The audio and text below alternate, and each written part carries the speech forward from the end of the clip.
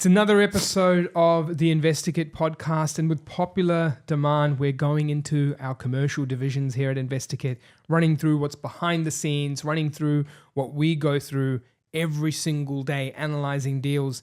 And to do that, I've got the best in the game with me, our head of commercial, Chris. Chris, mate, welcome back again. Thank you, Arjun. I love doing these, mate. These have been are great. So cool. Yeah. Honestly, and the messages from everyone on commercial content and them just going, hey, I'm at that phase. And I mentioned this in an episode before, I'm so grateful to be at that 6-year mark now where I get to look back at the 6 years of clients we've helped and we see this huge wave of compounding wealth, over $1 billion in purchases, right? Over 1,200 assets that we've purchased.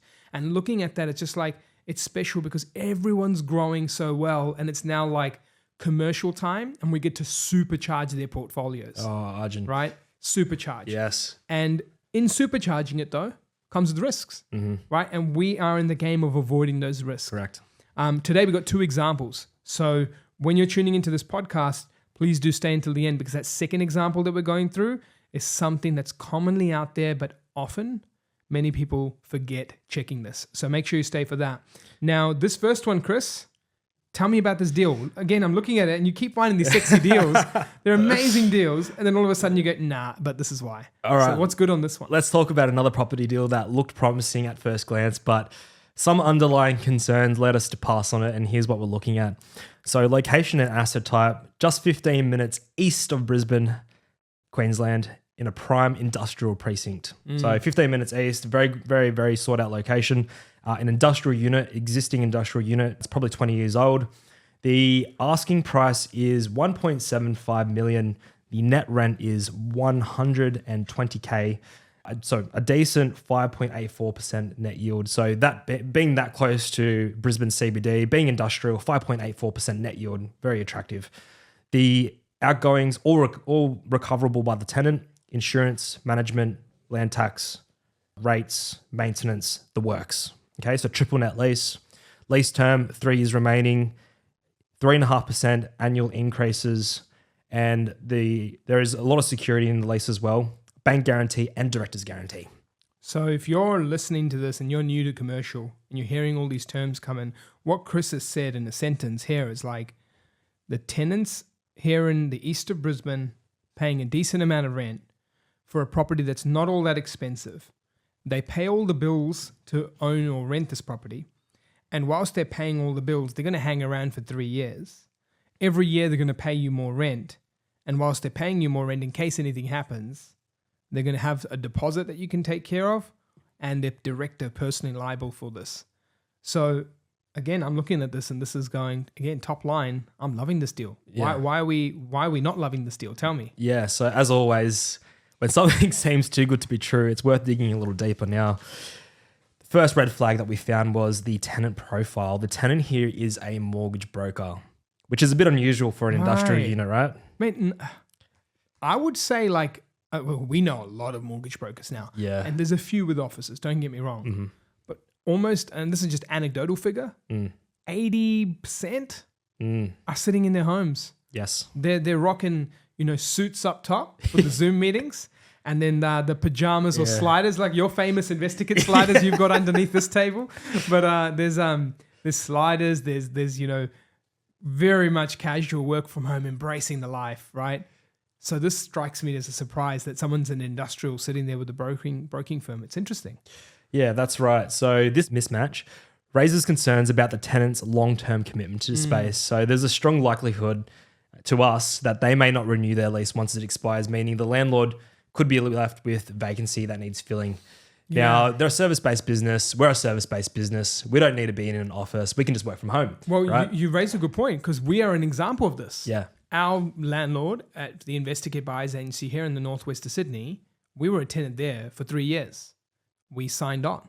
Everything seemed great. But then COVID and everything that's happened afterwards, as soon as the 3 years came up, we said, we're not going to stay. Now there's 40 of us all across the nation working from home. And that's been brilliant. The amount of time people getting with their families, the lifestyle they're having, the focus slots as well that they're having, the lack of travel that they need to do, this whole, coming from multiple cities and just recruit here. Now we recruit all across the nation. That's like a blessing for everyone. Correct. So you can imagine if we're sitting here in that position, unless they're like, one of those trendy mortgage brokers with the basketball hoop in their industrial office and they, let's do it for the culture, man. It's all about culture, right? Your pizza coming to your offices. Yeah. Like get the manager pizza day on Friday. This is not the case though. Top culture, right? Yeah. I think you're onto something, mate. Maybe we should do that. Pizza nights? Yeah. Hey, well done, team. You bought amazing properties for all your clients. Here's a slice of pizza. Yeah. So enough about pizza. The thing here is when we look at properties, Arjun, we're forward thinking. We're not thinking short term here. We're not thinking, oh, great, 3-year lease, awesome. Our clients good for 3 years. We'll come back to them after the 3 years and find them a new tenant. No, we're always looking for assets that we're always asking the question, will this be leased for the very long term so our client doesn't have to take on any downtime, take on any vacancy, because that's going to leave pockets in their cash flow in the long run. And that's going to affect their ROI on the asset itself in the long term as well. So we're always long-term thinkers. Yeah. And so when you look into that as well, I want to break that down a little bit. We aren't here to say that this is a bad deal. This is just not ideal deal. Yes. Right. And because everything that you've said, who are we sometimes to also judge that the tenant and how they want to run their business? They might be like I'm going to be in this office. This is my vibe. This is my thing. We're not here to say that it's not a bad deal. We're here to say it's a okay deal. But if you're here to buy great stuff, wouldn't you want someone who's been there for maybe 5 or 6 years already, signed on another 3-year lease?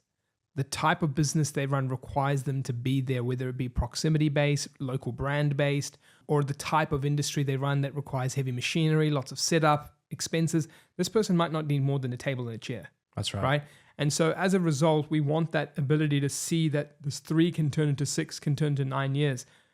Maybe the vacancy rates, which might not be very tight, and might not be very loose, they could be tight here, and it could be easy to get someone, because Brisbane's also a popular market for industrial property. And so even if they leave, they could be fine. That's right. But why not go for the best, right? Remember, in commercial, it's a $1 trillion cap, $1.5 trillion now probably, in comparison to the $9 trillion of residential assets.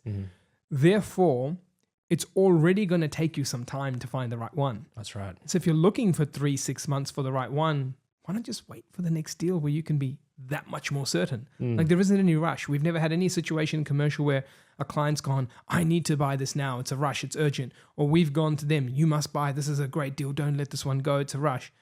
You have that time in commercial only because when you're sourcing the best, you already know it's going to take a while. So take that while to get the right one. And this is an example of that. Yeah, absolutely. It's all about mitigating the risk. Like you said before, it's all about certainty.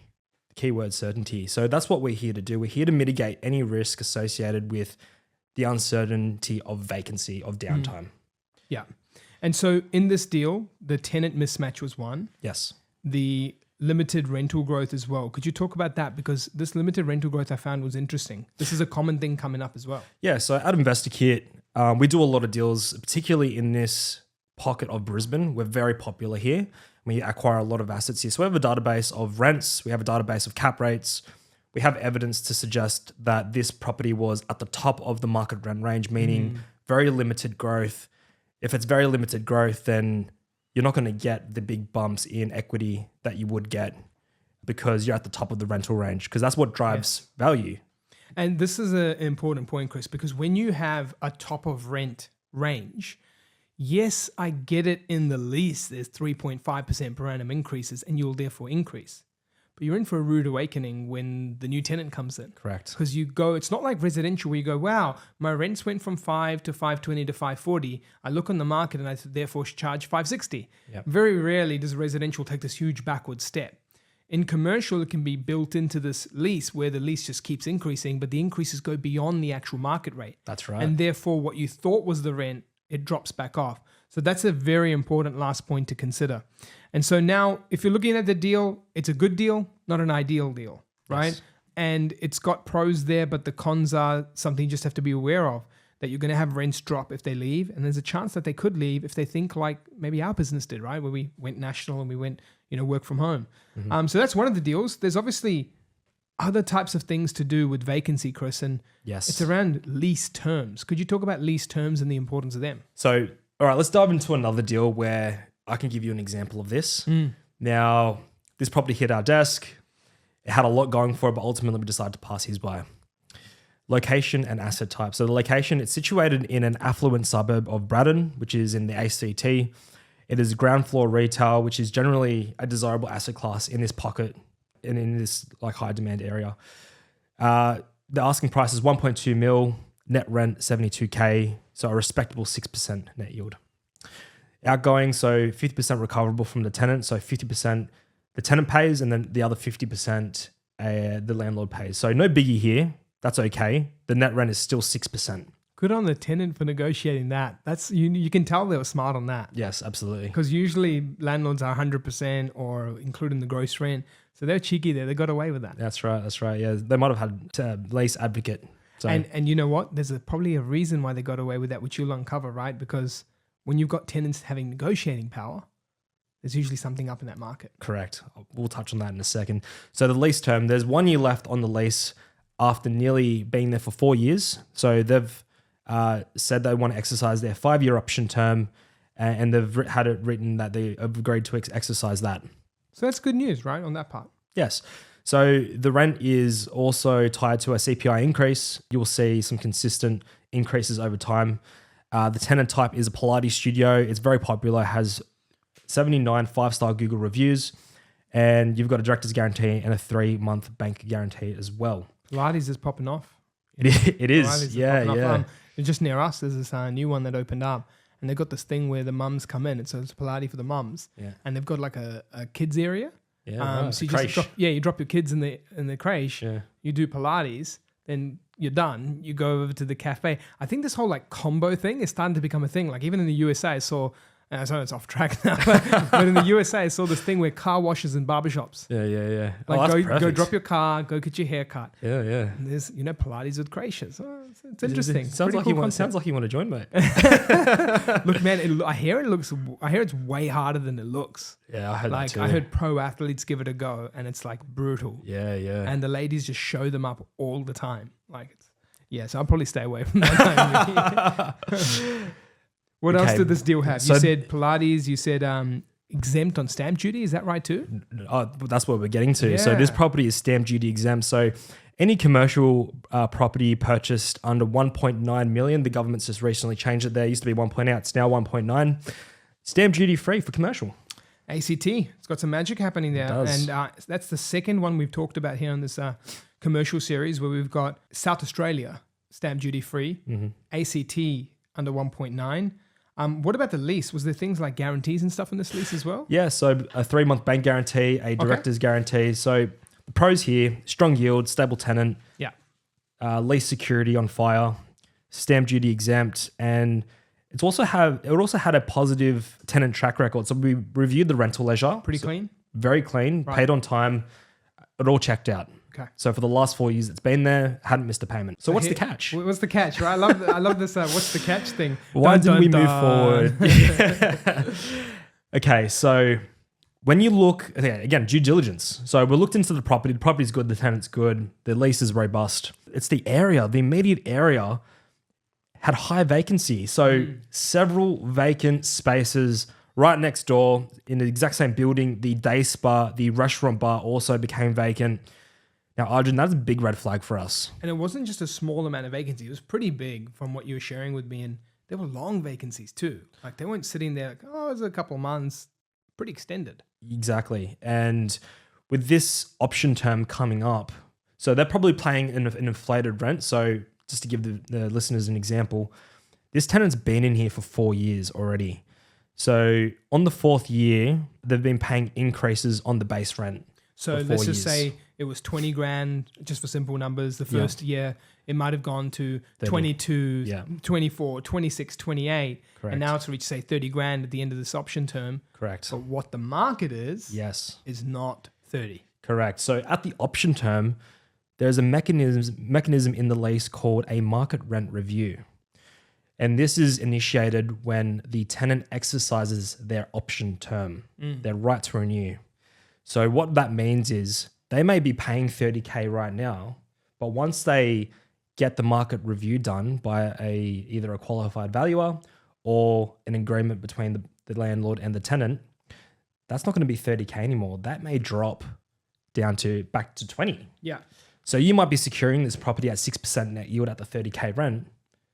But what happens when you... The yield falls off. Exactly. And like then your price and your deal making, your cash flow sheet, everything that you thought this was going to do for you is no longer doing it for you.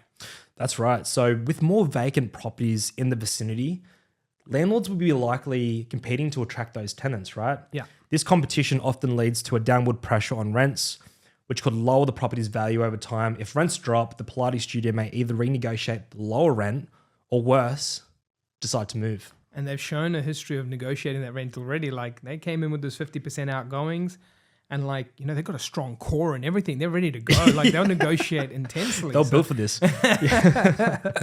Mate, that's another one. I mean, yeah. And like also one thing to mention is like, let's just say you're a landlord caught up in this. You know, when you're a landlord caught up in this, you've got to also do different things now. You might have to stay on the market longer. You might have to pay premium packages again and again for your listing. And, you know, they don't come cheap. They can be $2,000 to $3,000 for a 90-day premium listing at times. They could go up even higher for more now.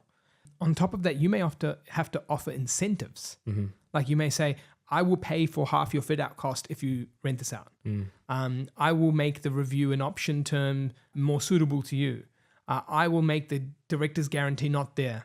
I'll make the bank guarantee smaller. I'll make the end option term, the actual notice you give us in terms of exercising the option, smaller. And all of a sudden you're stuck with like just a piss poor lease. It's horrible. Yeah, it's a tenant's market, essentially. You're negotiating in a tenant's market. That's right. So don't get swallowed up like that in that negotiating environment. You know, retail is a dangerous play if you're not making the right due diligence in the right areas and what can look like a sexy deal up front. I feel like I've been using that word too much now. Hey, in this episode last year, I've been using this word sexy deals. No, that's all right, mate. That's the stuff you do, mate. We like sexy deals. Keep them coming. Well done. So look, that's great due diligence, Chris. Another one to show us where the gaps are. Correct. And looking forward to doing more of the deals like this where we break them down, look at them. And you know what? I reckon we bring up in another episode some of the magical ones that do pass all the checks, why they pass all the checks, what we liked about them, what we picked up. Let's make that next episode. Absolutely. Show the contrast. I like it. Absolutely. Awesome, Arjun. Thank you for having me, man. Thank you, mate. Cheers.